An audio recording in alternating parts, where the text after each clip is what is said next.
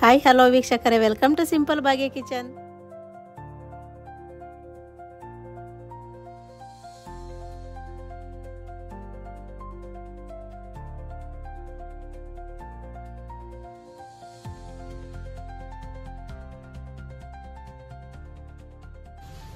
ಹುಣಸೆ ಹುಳಿ ಚಿತ್ರಾನ್ನ ಮಾಡೋದಕ್ಕೆ ನಾನು ಒಂದು ಹೆಳ್ಳಿಕಾಯಿ ಹೊತ್ತಿರೋದಷ್ಟು ಹುಣಸೆ ಹಣ್ಣು ನೆನೆಸಿಟ್ಟಿದ್ದೀನಿ. ನೋಡಿ, ಒಂದು ಅರ್ಧ ಗಂಟೆ ಮುಂಚೆ ನೆನೆಸಿಡಿ. ಸಣ್ಣದಾಗಿ ಹಚ್ಕೊಂಡಂತಹ ಈರುಳ್ಳಿ, ಕೊತ್ತಂಬರಿ ಸೊಪ್ಪು, ಹಸಿಮೆಣಸಿನ್ಕಾಯಿ, ತೆಂಗಿನಕಾಯಿ ತುರಿ, ಒಣಮೆಣಸಿನ್ಕಾಯಿ, ಕರಿಬೇವು, ಸಾಸಿವೆ, ಜೀರಿಗೆ, ಅರಿಶಿನ ಪುಡಿ, ಉದ್ದಿನಬೇಳೆ, ಕಡಲೆಬೇಳೆ 2 ಟೀ ಸ್ಪೂನಷ್ಟು, ಕಡಲೆ ಬೀಜ, ಉಪ್ಪು, ಶುಂಠಿ ಬೆಳ್ಳುಳ್ಳಿ ಪೇಸ್ಟು, ಒಂದು ಚಿಕ್ಕದು ಮಿಕ್ಸಿ ಜಾರ್ ತೊಗೊಂಡಿದ್ದೀನಿ.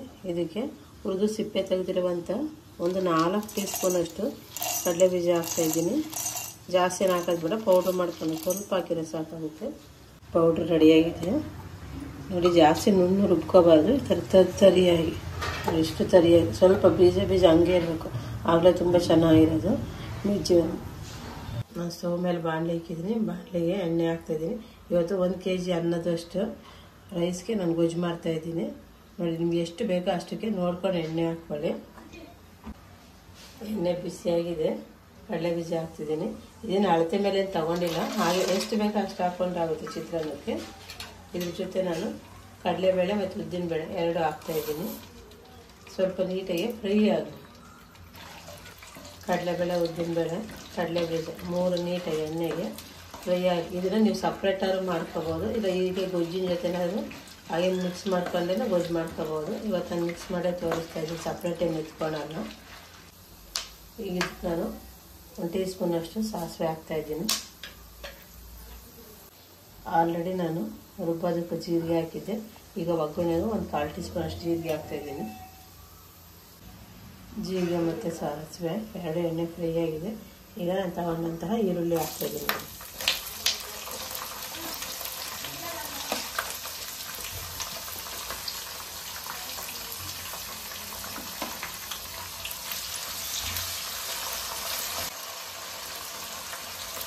ಹಸಿ ಕರಿಬೇವು ಹಾಕ್ತಾಯಿದ್ದೀನಿ. ನಿಮ್ಗೆ ಒಣಗಿರೋ ಕರಿಬೇವು ಇದೆ, ಒಣಗಿರೋ ಕರಿಬೇವು ಹಾಕ್ಕೊಂಡು, ಇಲ್ಲ ಹಸಿದಿದ್ದು ಹಸಿದಾದ್ರು ಹಾಕ್ಕೊಂಡು.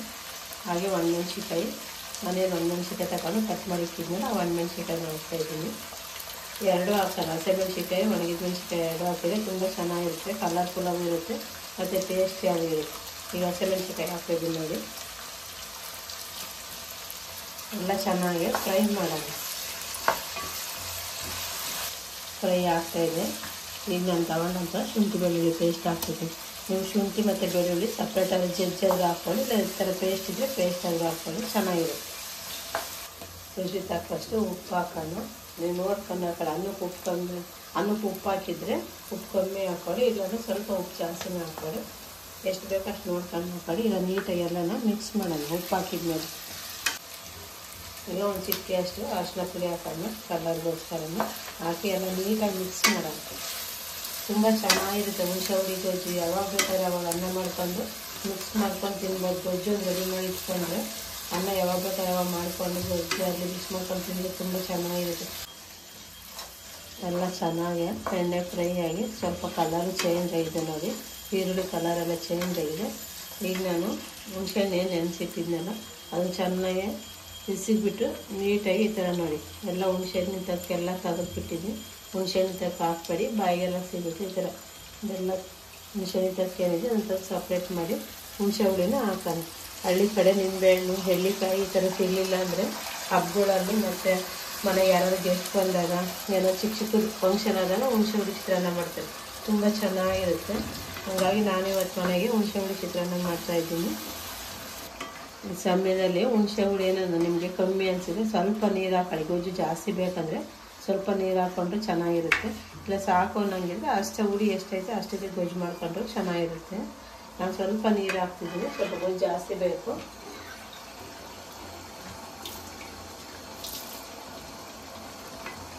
ಅದು ಒಂದು ಚಿಕ್ಕ ಗ್ಲಾಸಲ್ಲಿ ಒಂದು ಅರ್ಧ ಗ್ಲಾಸಷ್ಟು ನೀರು ಹಾಕ್ತಾಯಿದ್ದೀನಿ, ಜಾಸ್ತಿ ಹಾಕ್ತಾಯಿಲ್ಲ. ಸ್ವಲ್ಪ ಒಂದಿನ ಇಟ್ಕೊಂಡ್ರೂ ಗೊಜ್ಜು ಇರಬೇಕು ಹಂಗೆ. ಅದಕ್ಕಾಗಿ ಸ್ವಲ್ಪ ನೀರು ಹಾಕ್ತಾಯಿದ್ದೀನಿ. ತುಂಬ ಚೆನ್ನಾಗಿರ್ತದೆ. 2-3 ದಿವಸ ಇಟ್ಕೊಂಡ್ರೆ ಗೊಜ್ಜನ್ನು ಹಾಳಾಗೋದಿಲ್ಲ. ಆಚೆಗಡೆನಾದ್ರು ಇಟ್ಕೊಬೋದು, ಇಲ್ಲ ಫ್ರಿಜ್ಜಲ್ಲಾದ್ರೂ ಇಟ್ಕೊಬೋದು. ತುಂಬ ಚೆನ್ನಾಗಿರುತ್ತೆ. ಸ್ವಲ್ಪ ಕುದೀತಾ ಇದೆ ನೋಡಿ. ಈಗ ನಾನೇನು ಪೌಡ್ರ್ ಮಾಡಿಟ್ಟಿದ್ನಲ್ಲ ಜೀರಿಗೆ ಮತ್ತು ಕಡಲೆಬೀಜ, ಅದನ್ನು ಹಾಕೋಣ.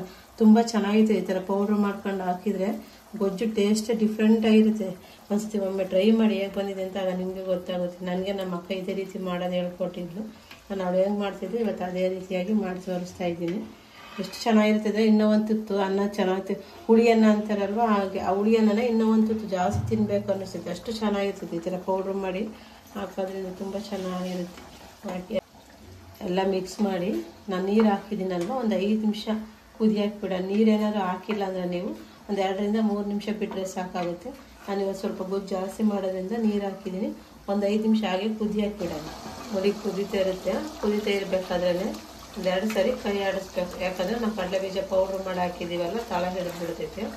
ಹಂಗಾಗಿ ಈ ಥರ ಕೈ ಆಡಿಸ್ತಾ ಇರಬೇಕು. 5 ನಿಮಿಷ ಇದ್ದರೆ ಒಂದು 2 ಸರಿ ಆದರೂ ಕೈ ಆಡಿಸಿದ್ರೆ ಕರೆಕ್ಟಾಗಿರುತ್ತೆ.